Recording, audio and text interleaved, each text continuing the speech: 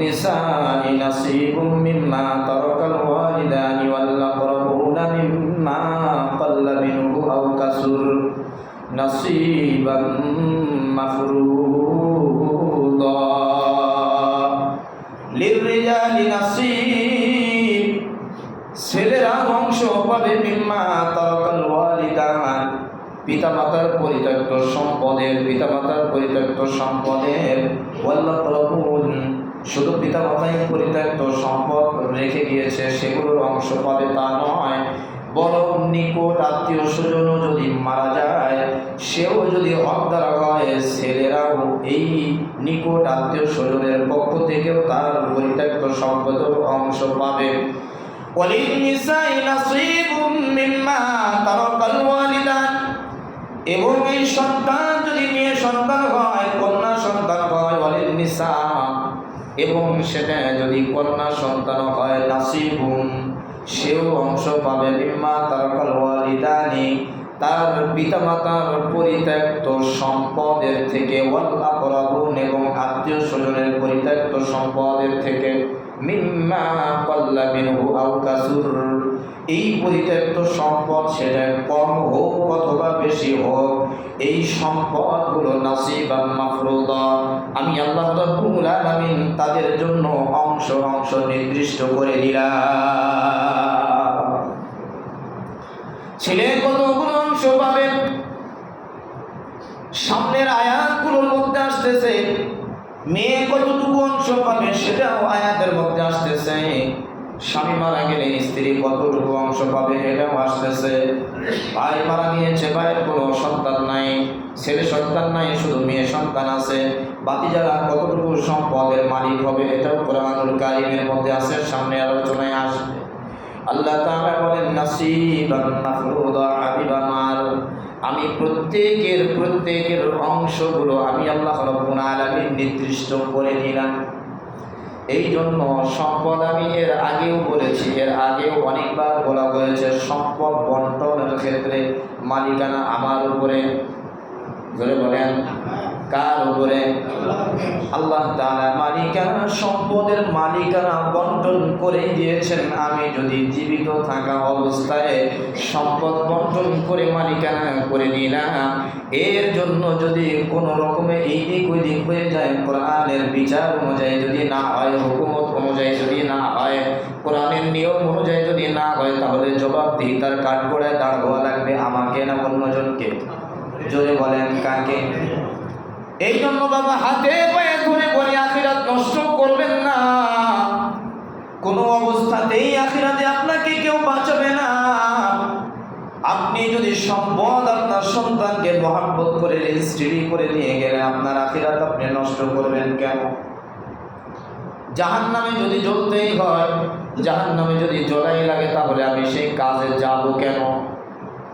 জাহান্নাম আছে, এটা কোরআনুল কারীমের মধ্যে আছে না নাই? অংশ যদি এইভাবে এদিক সেই দিকে করা হয় জাহান্নামে যাওয়া লাগবে, কোরআনুল কারীমের মধ্যে আছে, এটা বিশ্বাস হয় কি হয় না?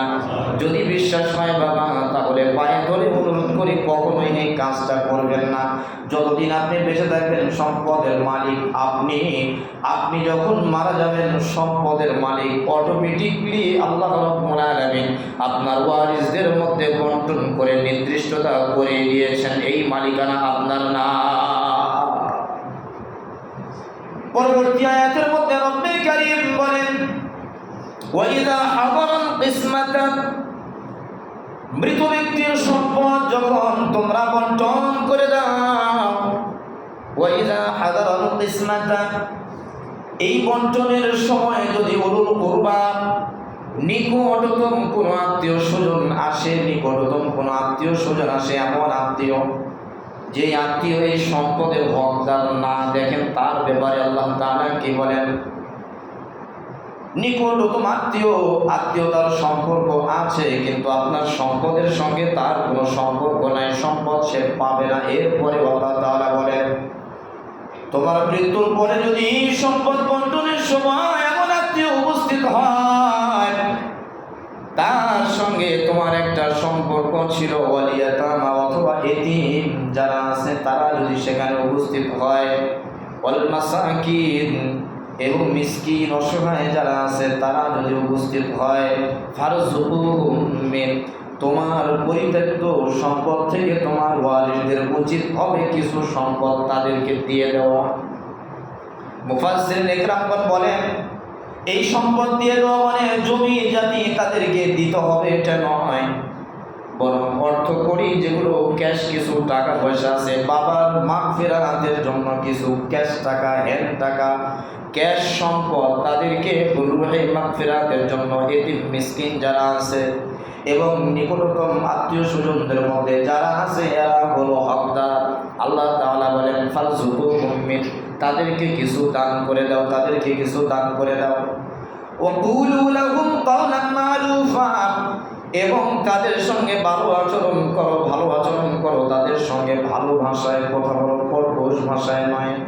যদি তুমি অর্থ করে তাদেরকে দিতে নাও পারো, তোমার বাসায় এসেছে খেতে দিতে পারো নাই, পানাহার করাতে পারো নাই, এরপরেও তার সঙ্গে খারাপ আচরণ নয়, কমস কম এতটুকু বলে দাও, বাজান চেষ্টা ছিল আপনাকে কিছু খাওয়াবো, পারলাম না, আমার সামর্থ্য আমি কুলাতে পারলাম না, আপনি আমাকে মাফ করে দিলেন, আমি চেষ্টা করব পরবর্তীতে আপনাকে কিছু দেওয়া বা আপনাকে পানাহার করানোর জন্য।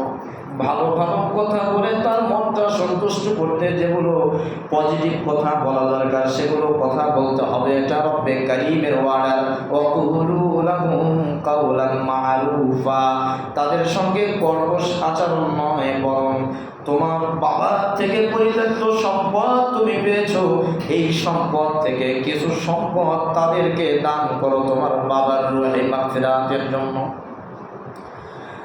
9 নম্বর আয়াতের মধ্যে রব্বে কারীম বলেন ওয়ালিয়াখশাল্লাযীনা, আর ভয় করো তারা, লাউ তারাকু মিন খালফিহিম, তোমরা তোমাদের সম্পদকে রেখে যাচ্ছ, মিন খালফিহিম যুররিয়াতান দিআফা, তোমাদের রেখে যাওয়া সম্পদগুলো তোমাদের সন্তান সন্ততির জন্য রেখে যাওয়া।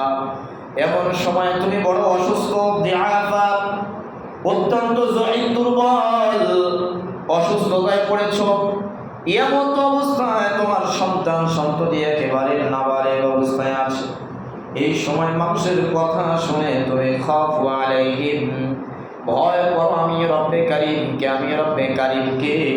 মানুষের কথা শুনে তোমার সন্তান যদি পথভ্রষ্ট হয়ে যায়, এরপরেও তোমার উচিত হলো পুরা সম্পদ তুমি ওসিয়ত করে না যাওয়া।